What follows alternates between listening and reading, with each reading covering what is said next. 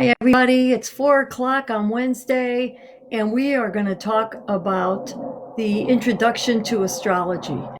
So, I am glad to see that I got some responses, and I have some questions here for everyone. Give me a thumbs up if you can hear me. Also, if you want to have any questions answered while we're in the middle of the video, that would be great because this is interactive. So I hope you're all well, and I hope you're safe. And, we're over the big hump. I feel we're in a very good place. So this video is about what astrology is, how it could help you in the future, and the different aspects of astrology. So let's just start off with a little bit about me. I help people with relationships, business, family, and health concerns. Uh, I have a whole tool basket or toolbox of methods that I use. Besides astrology, holistic astrologer. I'm a mystic and also very intuitive. I use different oracle cards, uh, whatever it takes, the pendulum. So my gift is communicating with the spiritual world and as far as the invisible world, I would say. When you have a hunch, we all have those hunches. You get a little sensation in your stomach and you say, oh, I feel like this is not really the best spot for me, or maybe I should drive down this road instead of another road, and whatever. But I'm here to help people develop their intuition and to understand that we are holistic, we are mind, body, and soul. So moving forward, the interesting thing about astrology is it is the study of the movement and the relative positions of the celestial bodies in the sky. So at the moment you were born, or at the moment you're posing a question, or at the moment of the birth of a country or a business, you get a snapshot. Hi, Denise. How are you? If you have any questions, just type them in there. Really happy to see you here. So, anyhow, when we take a picture of the sky with the planets in that position, that is called the natal chart. And this chart is our blueprint, and it tells us so much about ourselves. And how that's done is it's a language. So, since the time I was around 12 years old, I really embraced astrology, and I was self taught, and I had this knack for it.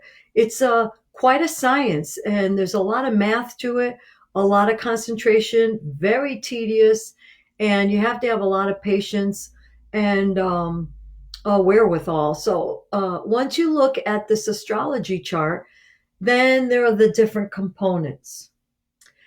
The different components are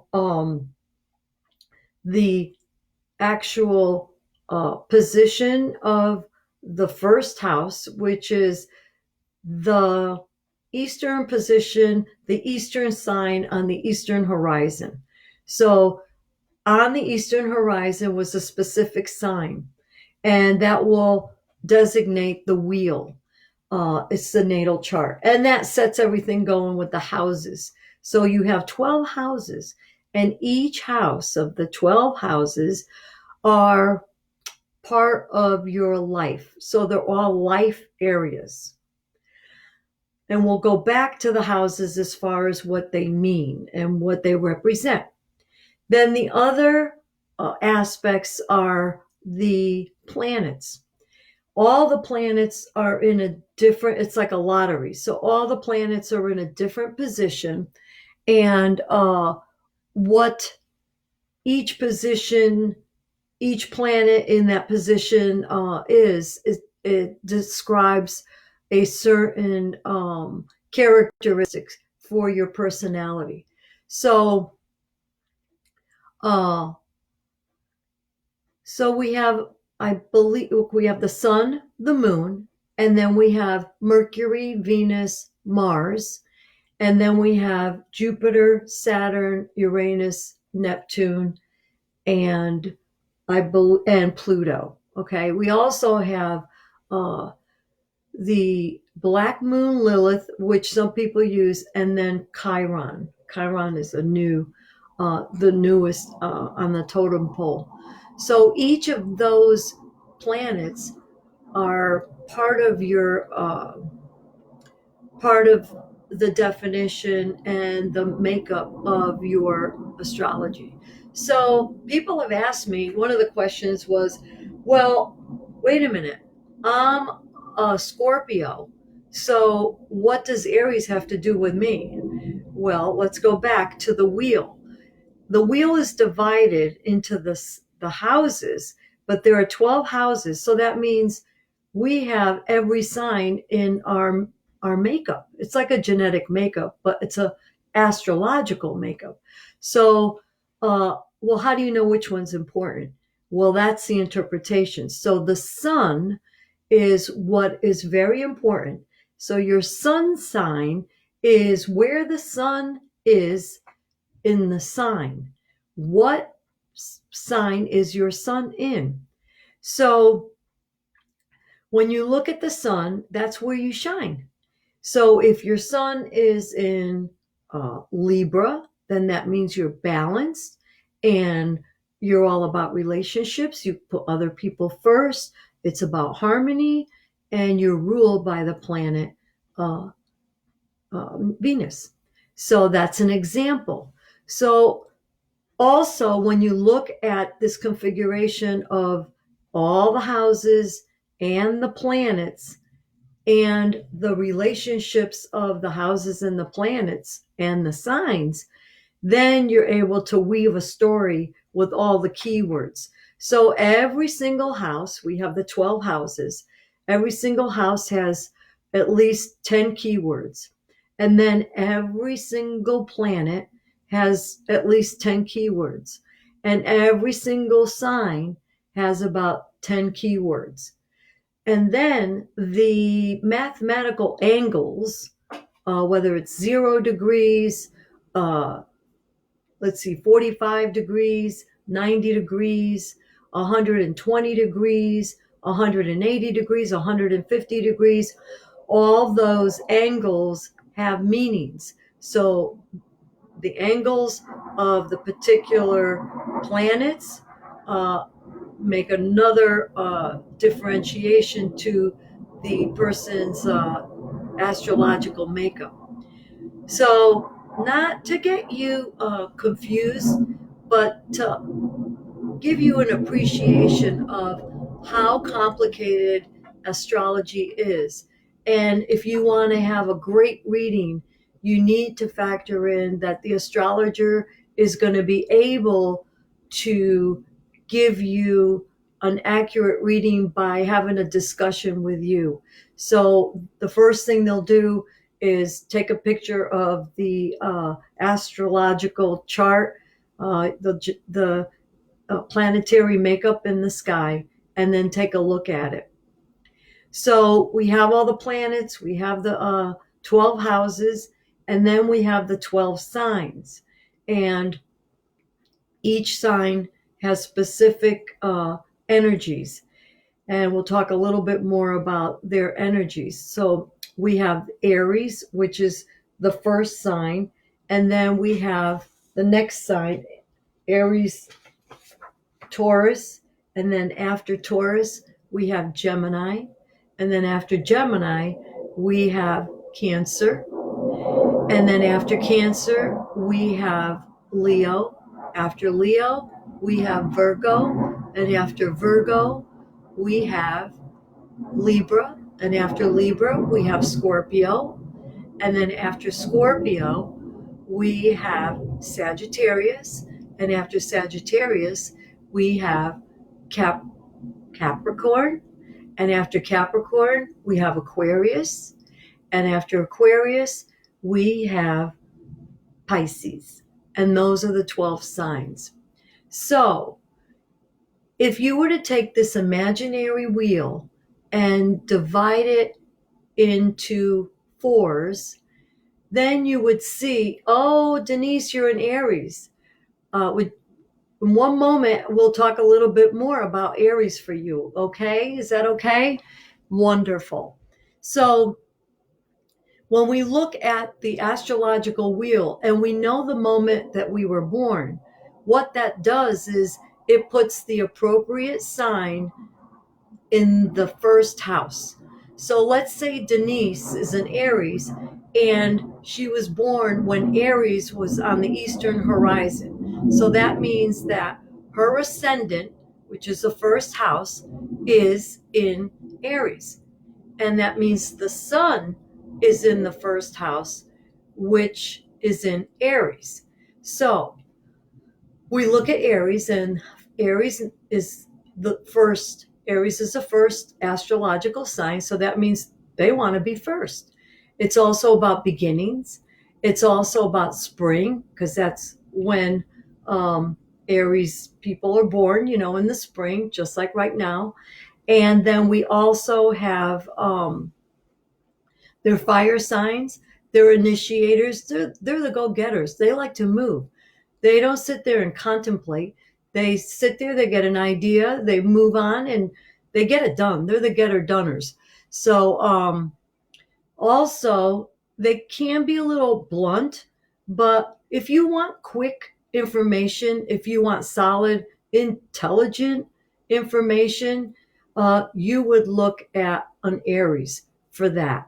So, as an example, Mercury, the planet, went into Aries on the 11th of this month. And if you looked at my past video, I talked a little bit about that.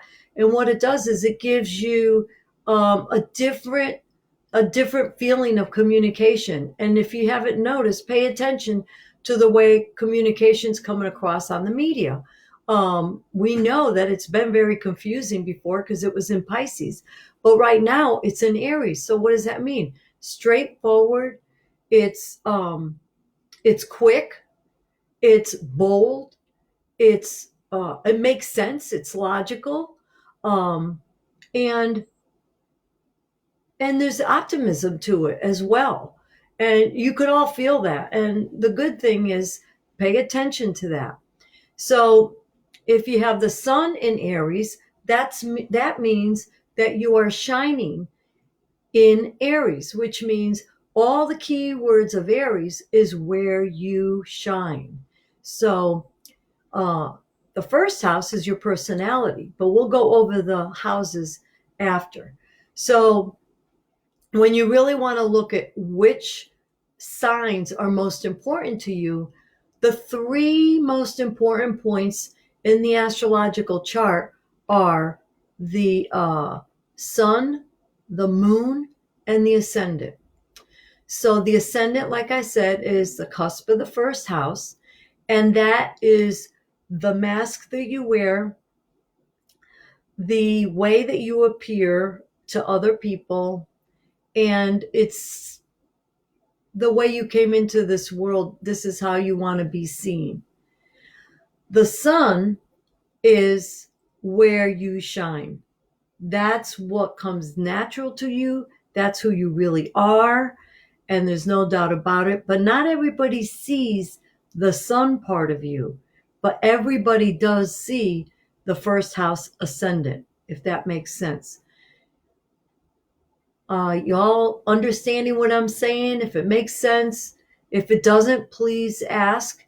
This class is for you. This introduction is for you to understand how astrology helps you in your life. So the third thing that we look at, the third most important thing, is the moon. And the moon deals with your emotions. It's the reflection. It's the feminine side. It is what you take in. So if you look at what sign the moon is in, that will tell you exactly how you process your emotions and feelings. So, for example, if you're, I don't know if Denise knows what her moon sign is, But one lady wanted to know what it meant to have the moon in Taurus. Well, the moon in Taurus, Taurus is it's an Earth sign, and it is a stable sign. It's like the rock. That's the kind of energy that you have. It's the Earth, and also it has to do with dirt and plants. So when you look at the moon in Taurus, you're looking at things that are going to make you feel emotionally calm, or that will soothe your emotions and feelings. So that person would benefit from walking on the sand, not so much the water, but walking on the sand or on the earth. And yeah, if you want to find out what your moon sign is, you could always pull up one of those astrological charts. They have them online. You could get them for free too. Uh, so the earth sign and moon in that earth sign is also something where you would benefit from playing with plants and gardening that would calm your nerves. So also woodworking, building, carpenters uh, may have some strong earth signs. So that's how that works. And then you take the planets and you see where your planets are in all the different signs. So let's take the planets out of the equation and let's just look at the houses. The most the strongest positions on the astrological wheel of with the house separations is the first, the fourth, the seventh, and the 10th house. The first house is your personality. The fourth house is your home life. The seventh house is partnerships and relationships. And the 10th house is your career. So if you, whatever signs you have on the first, fourth, seventh, and 10th house, those are more important than the signs in all the other houses. So that's why, yeah, we all have 12 signs, but it means it's so different. It has, excuse me, has such a different meaning uh, for the different signs and the positions. So positioning is very critical with the signs and the planets. So when we look at the energies of the houses, I'll start with the first house, and then we're going to go all around. So if you imagine a clock, uh, and the houses, the first house starts at 9 o'clock, and then it goes counterclockwise, not clockwise. So it would go, let's say Aries is on the first house. That's the beginning. That's when you're born. That's your personality. Then we're going counterclockwise to the next section of the pie, and it would be like 8 o'clock, and that would show your possessions. So, first thing is you, then the second thing is all the stuff that's yours. Uh, and those are your possessions and everything that you value. Then the next sign is at 7 o'clock, and that would be the sign of Gemini. And Gemini uh, is the communicator. So now we're starting to talk. You have your little rattles and stuff as babies, but now you're going to start talking and communicating and interacting with brothers and sisters. So all those are key words for Gemini. Now, the fourth house, remember I said that was an important house? The fourth house has to do with your home life. And that's everything that happens underneath your home. And it's amazing when you start jigsawing, and it's like a ping pong ball, or actually pinball. It's like a pinball machine with the way these planets and signs and angles bounce off one another. And they tell a story with these key words. And you could see if there's been drama in the home. and I mean severe psychological drama. It will also describe your mother and what your mother is like, her personality. And it's very interesting how it all works out. I can't tell you how many people say, "How do you know that?" I said, "Well, that's the way the planets were lined up with the houses and the angles." So that's also why astrological readings take a long time. They take a long time to process, as far as like analyzing them and synthesizing that information, and then giving the report to the client. Also, I'm finding, I believe it's always better to do it multiple telephone or face to face readings, because it's just too much information. You know, I could talk for an hour and a half, but I'd like the people to retain the information. We could do step by step. So the fourth house again is the house of the home, and it rules the things that nurture you, like a mother, and the type of home that you like, and so on and so forth. Now, the fifth house is, well, what do you do when you're in your house with your family? Uh, you have fun, right? You play. So that's love. It's having fun and playing in the home, and that is ruled by the sign of Leo. If I didn't know, yeah, fourth house is ruled by Cancer. So I apologize for not saying that. So the fourth house is ruled by Cancer. The fifth house is ruled by Leo. So Leo is about fun. It's about games. It's about love, because that's what you love to do. It's about entertainment. Uh, and the sign of that particular house, when you look at your astrological wheel, will describe the energy and feeling of your particular ways of having fun and entertainment. So, for example, let's say you had Aries in the fifth house. uh, that means that you take the initiative to have fun. You're gonna be the one that's having the party and organizing the party, and let's have entertainment. Uh, they make great entertainment people. A lot of actors and actresses are Leos, or they have strong planets in the fifth house. So I hope, thank you for the thumbs up, everybody that is listening. And we got a few more minutes to go. So now we're going to go into the sixth house, which is the natural house of Virgo. Virgo is an earth sign, and it also is ruled by Mercury, and it is what we do every day. So in that house, the sixth house is our job, whatever we do every day, our lifestyle habits, our hygiene, the way we dress and are every day, uh, anything that you do. It's also your health, because that's every day, every day.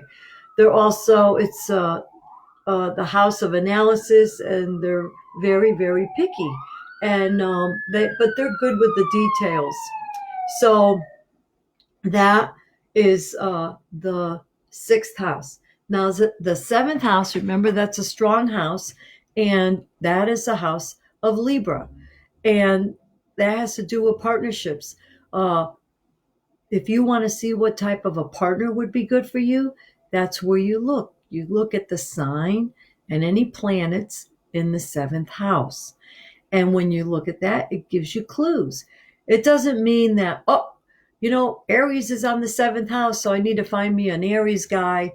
No, that's part of the jigsaw puzzle. So what a good astrologer is a person that has the patience to take all these little components, put the little jigsaw puzzle piece together, and find this picture for the person.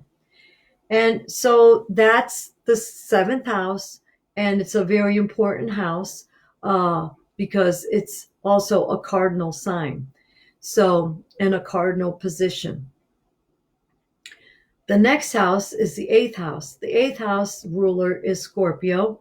And Scorpio, so after you have a relationship, you find a partner, uh, what happens next? Guess what? The two become one. Now things are going to get intimate. Well, what happens when you're intimate? You're sharing your money. So it's inheritances, it's the partner's money, your money. It's also death because it's the death of your personality, and the combination creates the new. So it's transformation. These are all key words for that house. It's also sex because when two people partner up, the next stage is the that intimacy. So uh, it's a very deep and intense house. Um, and it's also a water sign house, which has to do with feelings. And forgive me if I didn't go step by step and say every single house, what their element is, what their modality is. That's not what this is about. It's an introduction. That it's a complicated system, but you if you study it and you take little bits and pieces, you will get the gist of it. Because every time you look at your astrology, you're a new person and you've learned so much from uh, last year, 10 years, 20 years ago, and more. You're not the same person that you used to be. And hopefully you're evolving and becoming better and better. That's why a lot of people want their astrological chart, because they want to see what their life purpose is, what they came into this world to do, what is going to be a challenge, what challenges did you set up for yourself, and how you're going to overcome those challenges. And you can literally tell by looking at certain planets where divorces may have taken place, or if you had significant losses and you had to have new beginnings, even moves, if you were to move. Um, so it's quite fascinating, and every single reading and chart is so different. It's just like a fingerprint on your thumb. So the eighth house is a very intense house. So now we're intimate, and the next house is going to be the ninth house. So now we're, as you share your life with another person and you do become, very involved in the other person, you develop a sense of uh, wisdom and understanding of how other people function, and we learn to be tolerant. That's where the wisdom comes in. So uh, that ninth house has to do with foreign lands, foreign languages, overseas travel. It has to do with higher education. It also has to do with the associated sign there is Sagittarius, which is a fire sign, and it's also mutable. It's an optimistic house, and so if you have planets in there, it's kind of softened up in there if they're harsh planets. So it's almost like a cooking class when you deal with the astrology, because you're putting all these things in a bowl, and then you make one meal, and then you get another meal, and then you spread it all out on the table, and now dinner is served. And every day that goes by, the planets shift. So as the planets shift, then it changes the picture. Different things happen. That's why our lives are so different from day to day, year to year, and decade to decade. So the next house, again, it's on the cardinal sign where the cross is. That's going to be at 12 noon. And that's a very important position. It's the ruling house of Capricorn. That has to do with the way you're seen by the public eye, your career, your professional standings, and all that kind of thing. So when you want to look at what types of careers would be good for you, let's say you had Aries over there. That means that you would make a great entrepreneur if it was up by the 12th house, or you would initiate different businesses, or you would start different businesses because it's about starting things. It also has to do with government and authority, anything of authority. It's also about money that we cannot control, like the government money and all that stuff. So that is the 10th house. So on the 11th house, we have Aquarius, and that 11th house has to do with humanitarian endeavors, community, friends, hopes, and wishes. So I'm going to talk a little bit extra on Aquarius because we have now moved into the age of Aquarius. Well, what does that mean? An age runs about 2,100 years. So we happen to be here living and part of the creation of the age of Aquarius. And if you haven't seen or felt the shift of Aquarius, I urge you to kind of step back and look around and pay attention to how things are changing right before our eyes, especially during this critical time. How we're now focusing on humanitarian endeavors.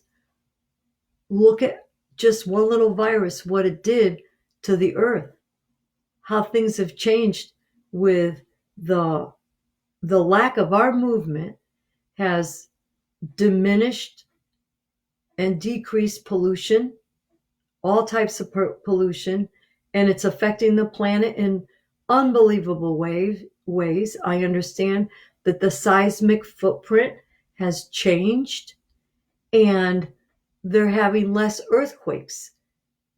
I read that in the Greek Reporter, and because they have a lot of earthquakes. So it's fascinating to see. I also just read another article about the rats are cannibalizing because humans are not leaving all the trash. And so it's really changing up the whole ecosystem. And there, I see a lot of benefits. I see a lot of benefits of people staying home with their families. It's the first time in many, many, many, many years that the actual family unit is forced to stay home. Yeah, it was like a prison sentence. But if you get beyond all that, it's different if we choose to do it. But you know what? I believe we all learned a profound lesson from this because I'm sure the children that are exposed to having mommy and daddy home or just mommy home or whatever the case may be, having meals together, um, that's all very positive, and they're going to remember that. And they'll probably tell their grandchildren, oh, yeah, in 2020, there was this virus and it was supposed to kill millions and millions of people, and the whole world shut down, and nothing happened, and nobody went anywhere, and we couldn't work, and we couldn't go to school. Yay. But you know, children look at things in a very different perspective. But whatever perspective you look at, it's your choice as to how you're going to look at it. It's that paradigm shift. So in life, we have choices. No one can control our minds, but you have the choice to say, okay, this isn't the best situation in the world, but how can I find something good from it?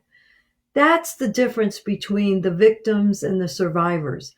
Um, Frankel survived the concentration camp. All these people, these survivor people, how did they do it? Because they kept looking at the positive side of something. So if you haven't learned anything from this video, always try to control your thoughts and think of, well, what did I learn from this not so comfortable situation in our lives? So I urge you to step back and meditate. And when we meditate, I don't care if it's for 30 seconds by doing 10 deep breaths. It'll take you more than 30 seconds, but just to slow down, close your eyes, shut it all out for 1 minute. You are doing so much good to your body. You're reducing stress hormones that are bad for your health. You're benefiting your DNA, repairing your DNA. There's so much research on this topic, epigenetics. So you can look up Bruce Lipton and Joe Dispenza. There's a lot going on there. So I incorporate all my teachers and all the information that I've been studying for the last 50 years, and I include that in my readings for my peeps and my clients. It is just a joy to help people in their journey of life, and there's nothing more satisfying than that.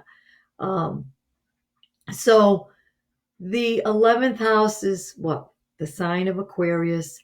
And right now we're in the age of Aquarius. We're going to see a lot of innovation. If we're not seeing it now, we're going to see a lot of genius activity because it's a higher level of intelligence. It's for the world. So things that are right now being invented are going to benefit the planet. And let's face it, if we didn't have the internet right now and Facebook and the Zoom and the watch parties, how would that have been? Um, it would have been worse. We wouldn't have been able to have some outlets, social outlets. So we are evolving and we do evolve, and the human beings will just always progress and we make best of it. Look back only 100 years ago from today, how different the world was. And 100 years from now, how different the world is going to be. But I ask you to be very mindful and don't give up your power to anyone else. That's not what this is about. Doing these readings and helping you understand the invisible world, holistic astrology, it's for you to take charge of your life and to be confident and to have validation and to understand that you are a powerful person and you matter and you do have a specific purpose, excuse me. So your purpose 20 years ago may not be the same purpose as it is now, but that's what we're here to do. We're to evolve. And what I did 20 years ago was work in, my profession was to work in a medical laboratory. I worked with pathology. I worked with death. I work with diseases. I know a lot about epidemiology. So that was what I did as a career. But my life paralleled the alternative side. I was always intuitive and I had these strong urges and psychic abilities, but I poo-pooed it. I said, nah, that can't be. Oh, it's just a coincidence. Because, back in those days, it was evil. You just don't do that. And even astrology was against my religion. So I had a lot of inner dialogue to, I could call it come out of the closet. But, I said, this is who I am. And I'm doing so much good for the people that use my services. You would not believe what people come and tell me and how much relief they get from whatever they're going through. Because we all have something to go through. And isn't it much nicer to have someone that you could bounce off information and get some answers where it makes sense to you? So, Age of Aquarius is here. Look out.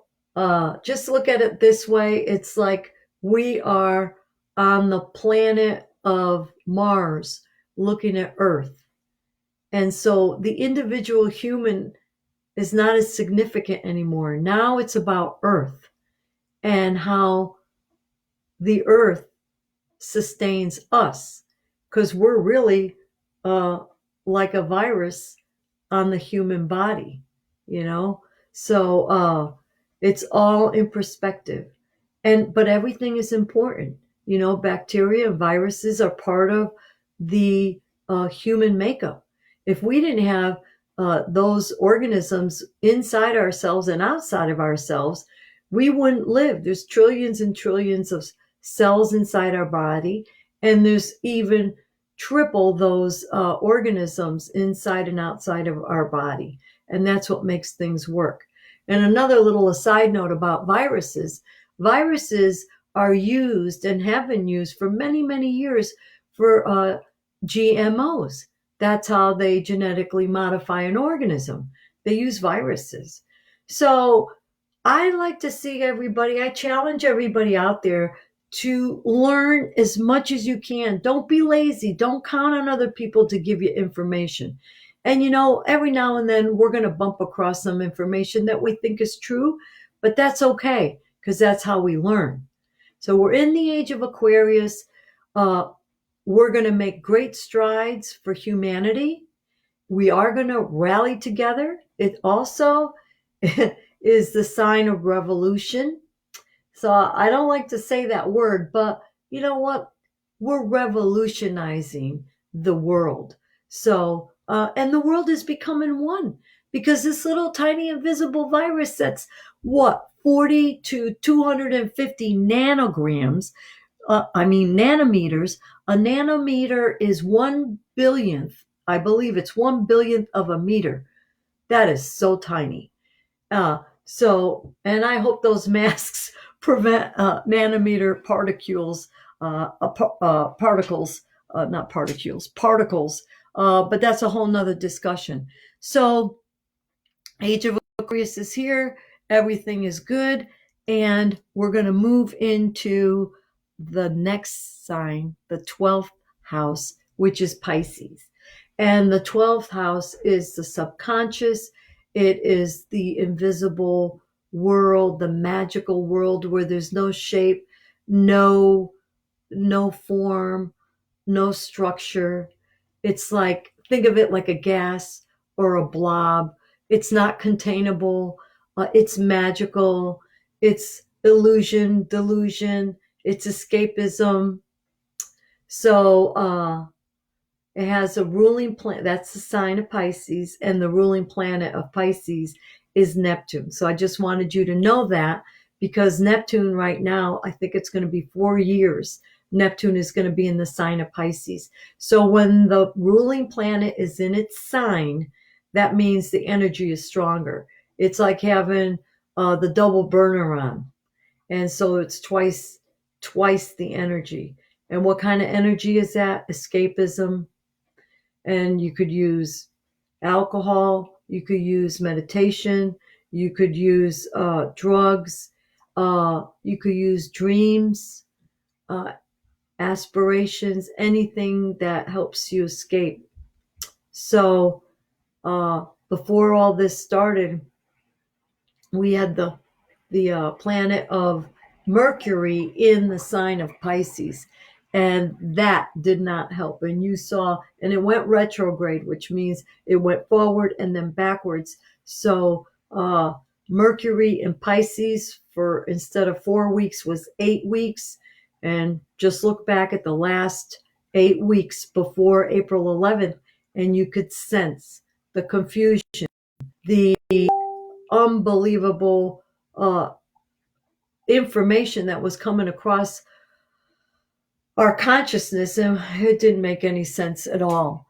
So anyhow, that is the sign of Pisces, and then we go back to the first house, which is Aries.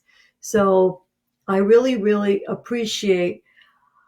Hi, Nick. How are you? That's good. Glad to see you. So that's what I wanted to go over today.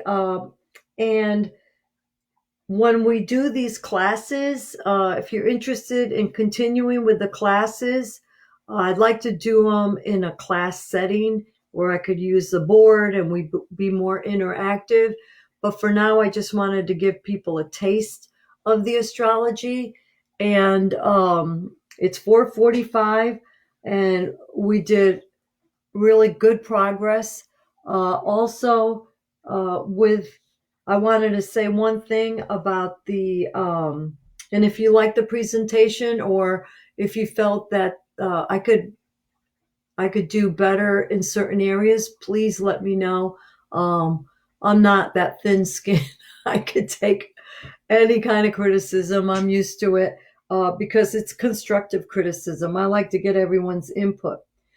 But astrology was, we have a history of astrology.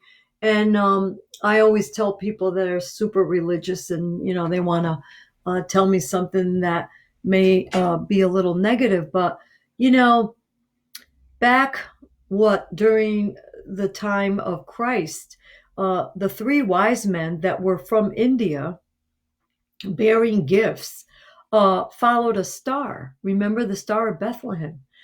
Now, you know how long it took to walk from India to Jerusalem? It took about 2 years.